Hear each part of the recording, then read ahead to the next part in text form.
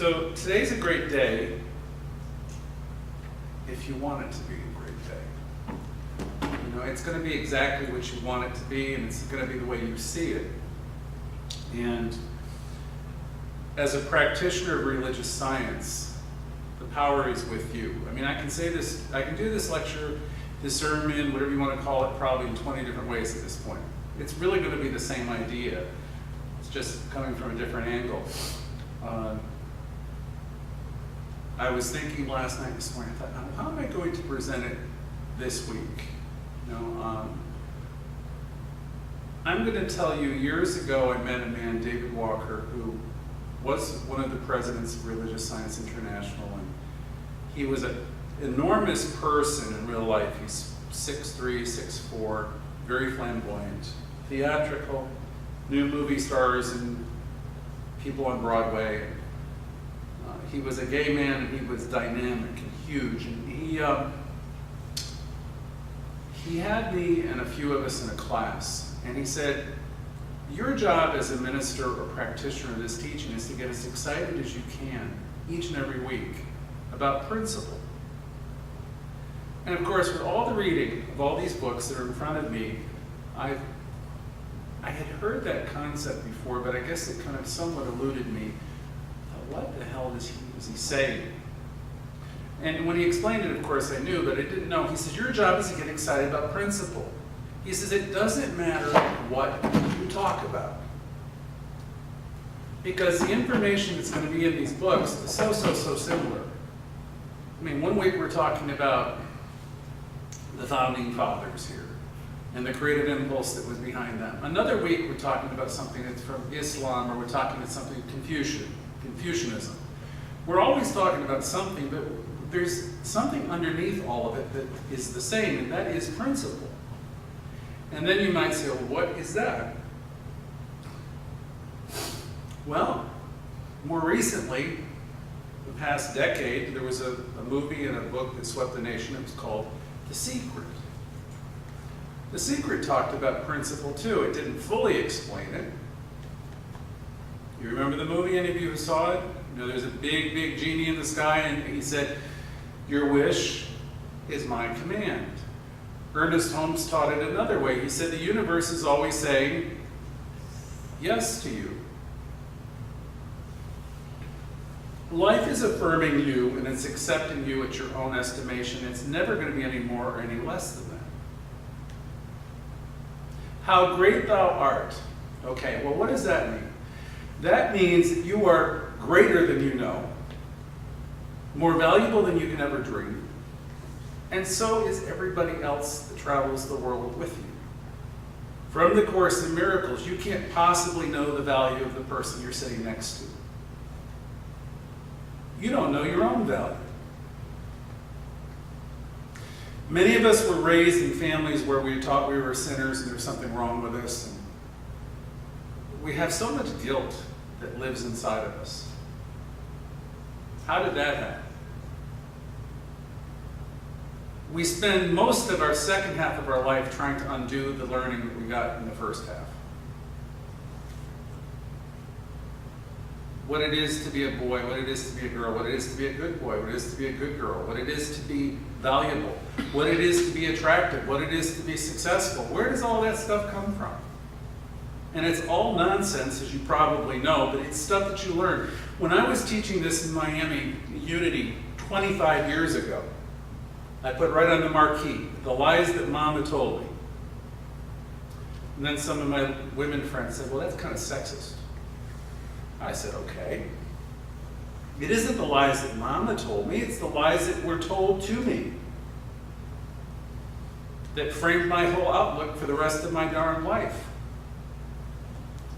We language it, Carolyn and I, because we come from another group. Well, I'm creating somebody to be this, I'm creating somebody to be that, I'm creating someone to be this, I'm creating people to be things every single day of my life. What does that mean? I had a good Jewish therapist when I lived in Washington, D.C. Her name was Joyce Malkin. She had me read a book called The Awakening of Intelligence by Krishnamurti. That was a good book for me. In that book, Krishnamurti says, I have veils in front of me. perceptual veils.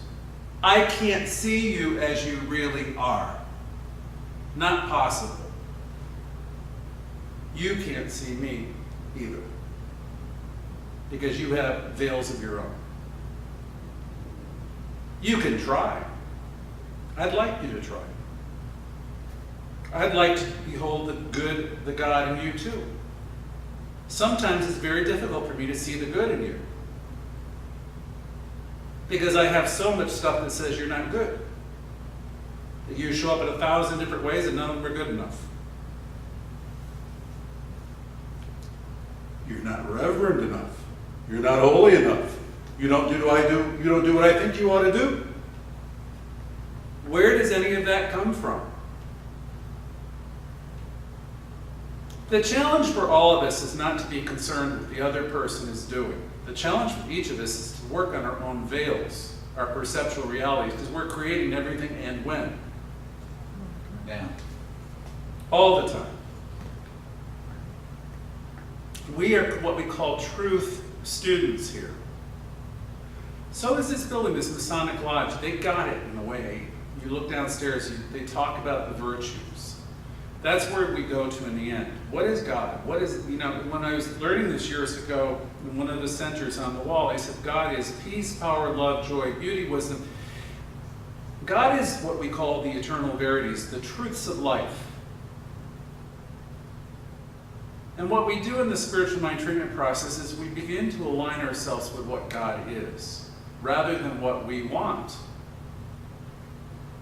When I was a young boy, I was taught to pray for things. I was taught to pray to become a better human being. I was taught to pray for everything.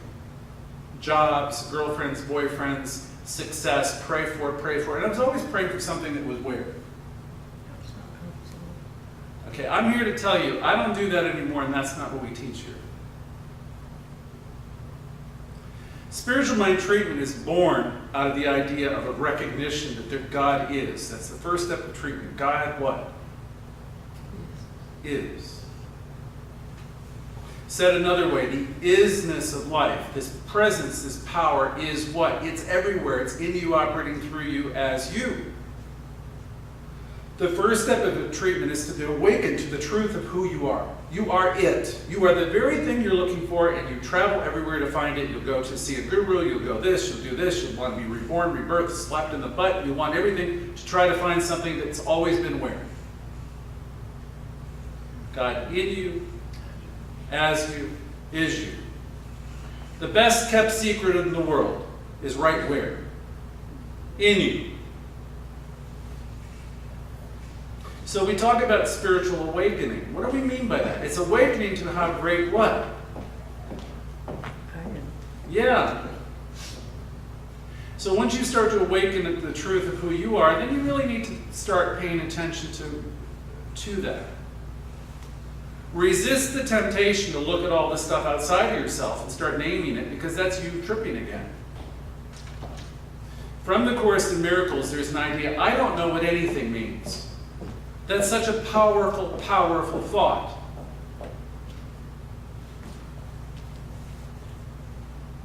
Again, from the Course in Miracles, I don't know what anything means. Where we get in trouble is when we put our interpretations on things and we start to decide this means that and this means that. You truly, truly do not what? You don't know.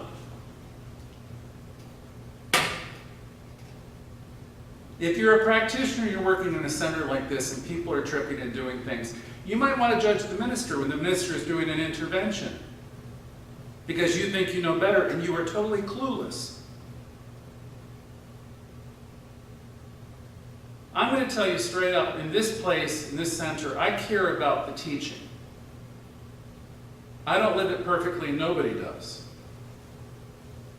Leslie and I were in a very important lecture, heard of one a year or two ago, and the refrain for the minister is, we're doing important work and we can't come down. We're doing important work and we can't come down. There's not too many centers around that are doing it in such a way that it's that clear, clean, and pure.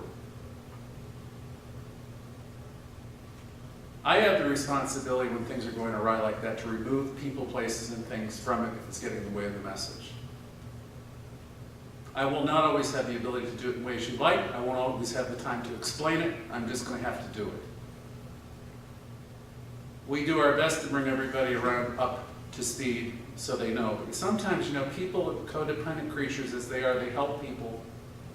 And in the helping, they enable. And that's not what we're here to do. It just simply isn't. We have a teaching here that we're attempting to present in a way that's crystal clear, that you can rely on and work with. I just remodeled my house, and this book resurfaced. It does every few years. And I remember reading this book probably 25, 30 years ago, The Denial of Death. Maybe one of the most challenging books of the decade, certainly one of the most important, won a Pulitzer Prize. And I invite you to read that book one day. It really kind of illustrates the games that people play, creating realities that don't really exist. And then you come back to this. Your life is going to be what you make it, what you focus on. So, again to David Walker, who said, your job each week is to get excited about what? Yeah. He said principle, which is all the things you just mentioned. That thing in you, that God in you, right? Get excited about it. He says it doesn't matter how you frame the story or the lesson, but the central truth is God in you as you is you. The very thing you're looking for resides inside of yourself. It's always been that way. So day by day, hour by hour, we give our power away. Are you going to stop doing that? Are you committed to that?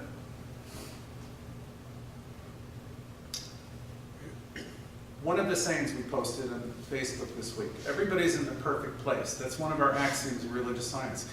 Perfect place, perfect time. What does that idea mean to anybody? You can't help but be aware. Perfect place, perfect time. Yeah, and it might be smart of you to have less to say. Because what you're going to say usually is what? A story. The teaching is kind of humbling in that way. Just notice people are doing the best they can. Okay? It's just that simple. We've had loads of people over the years that come to the teaching. They want stuff. The Secret was like that in the movie. They want the gold chain. They want the house. They want. Well, the thing is, they don't have the consciousness yet of having anything. They want you to take care of them. To find them jobs, to feed them, to clothe them, to buy them stuff. There's a lot of wanting going on. And you're praying to a God outside them and wanting stuff. How do you think that works out? In metaphysics, you learn about the law of having. Have you ever heard that one before? Do you remember? I can't remember her name. Lady Sings the Blues, not Diana Ross, but the original. What was her name? Billie Holiday. Yeah. God bless the child who what? Yeah. The rich will get rich, the poor will get poor. So the Bible says. And God bless the child who what? Yeah, consciousness is you having you.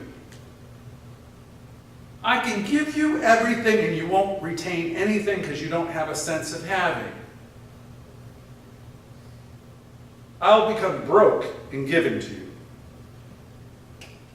Because I keep giving and giving and giving. But the thing is, that's a mistake. We don't do that here. This isn't a center for handouts or enabling people. This place, the center, this idea is the recognition that you have everything within yourself that you possibly need to prosper and to thrive.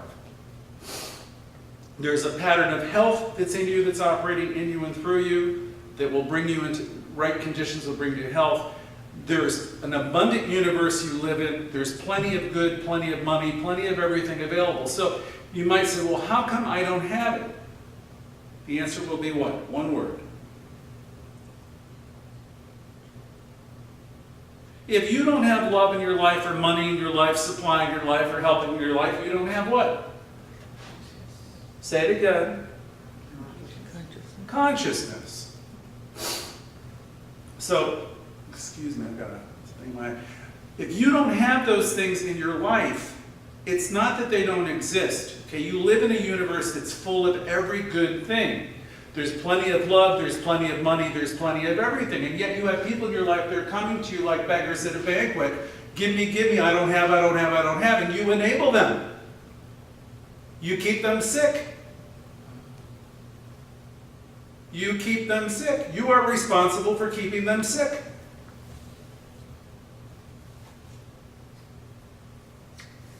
Every time you give to a person in that way and keep giving to them, you're keeping them sick.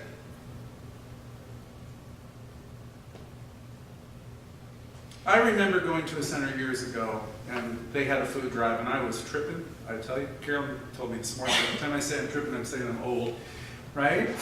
Something like that. But I went to a center, and they had a food drive, and they had like a couple cans up there. I thought, boy, this place, boy, they don't care about anybody. The fact of the matter is they wrote a pretty big check to whatever the, I don't know if it was Salvation Army, what it was. And it wasn't a place where people go and get their bananas and their grapefruits and their oranges and stuff like that. The people who were attending that center already were in a different place. They realized for them to have any lasting good in the world, to be of any lasting good, they had to elevate their own consciousness. Okay? You've heard it's a Christian idea, ascribed to Jesus. Forgive them, Father, for what? Yeah, I mean, people are operating on a level of understanding that they have, and God knows there's nothing wrong with them being where they are.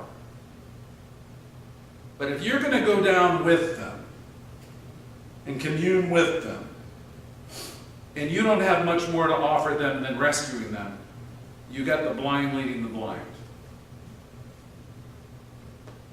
Carolyn Weaver will tell you this. What do I say to people when they're in a story?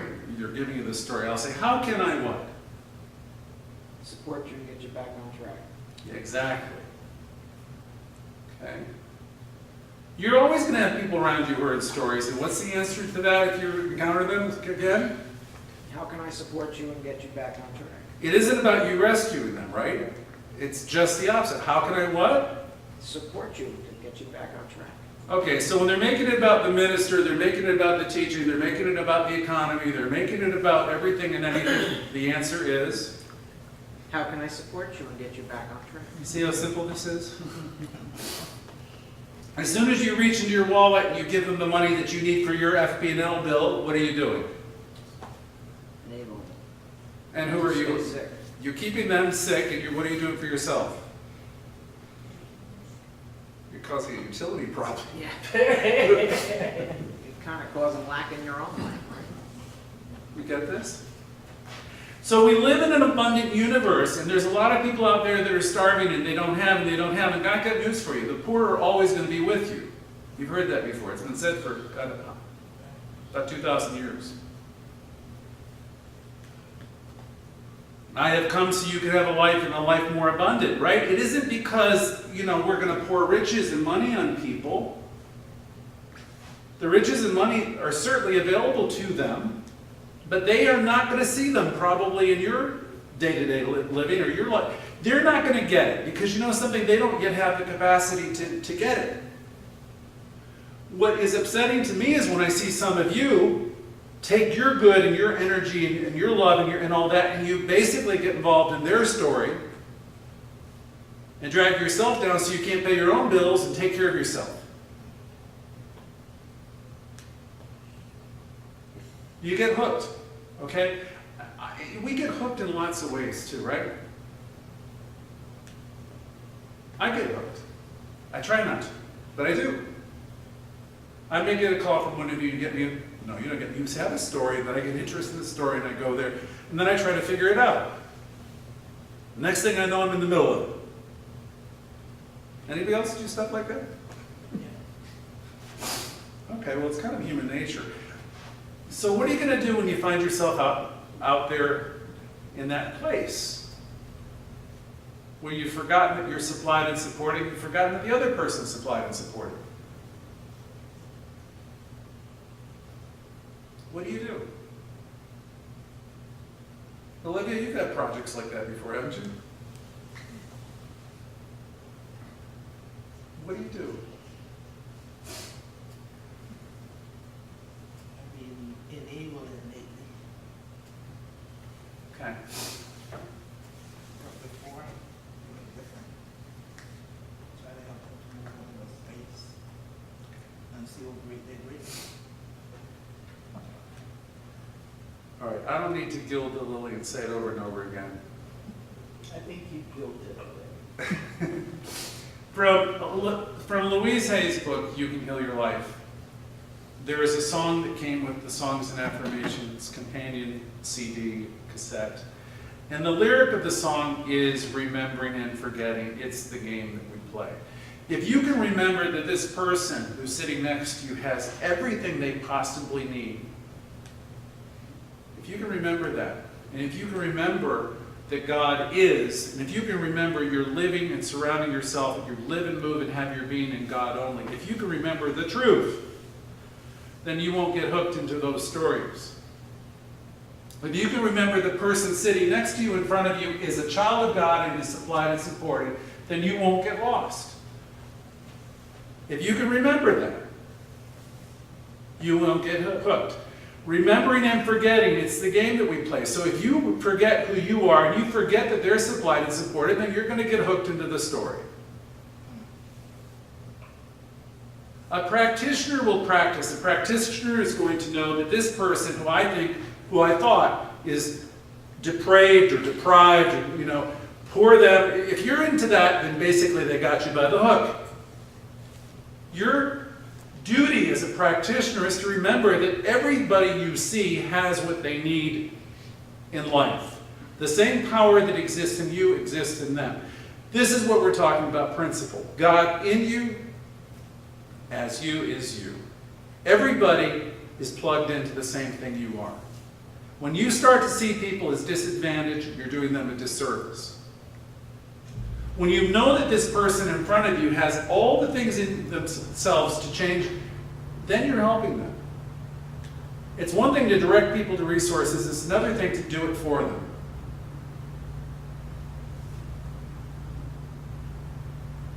God in you, as you is you.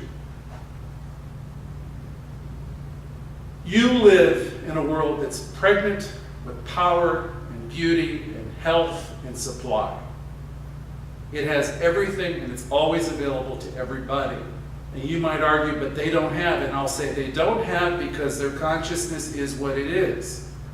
It's not because the good is not there. The good is there. Wherever you are, wherever anybody is, God is available. I'll say that again. Wherever you are, wherever anyone is, God is available. And if they turn to that power within them, or you turn to that power within them, the answers will be there. There is that which is inside of you that knows the truth. There is that which is inside of everybody that knows the truth. But I won't go to the truth. I will go to Bill or Leslie or say, please give me, do for me. Because I don't want to do sometimes what really I need to do for myself. There's not a spot where God is not. God is available to you wholly and completely at every single instant of your life. And that's the truth. So it is. So